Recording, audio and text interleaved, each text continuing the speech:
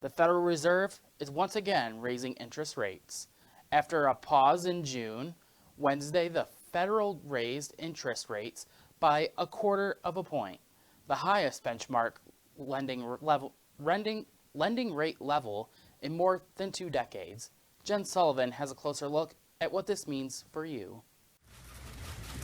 1 month after a pause, the Federal Reserve is raising interest rates once again to the highest level in more than 20 years. We took another step by raising our policy interest rate a quarter percentage point. We've covered a lot of ground, and the full effects of our tightening have yet to be felt. On Wednesday, Fed Chairman Jerome Powell announcing its 11th rate hike since last spring.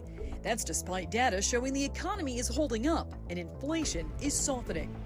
The latest consumer price index shows prices are cooling down. In June, that index rose only 3%, a much slower pace than the high of 9% the same month last year, which was a 40-year high. Consumers are hanging tough. Part of that goes to the job market.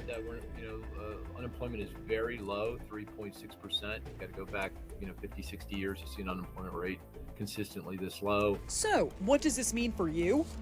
Economists say the biggest impact will be on borrowers because the Fed's benchmark lending rate impacts car loans, credit cards, and mortgages. For people looking for a home loan, this latest round of interest hikes means they'll pay more for their property.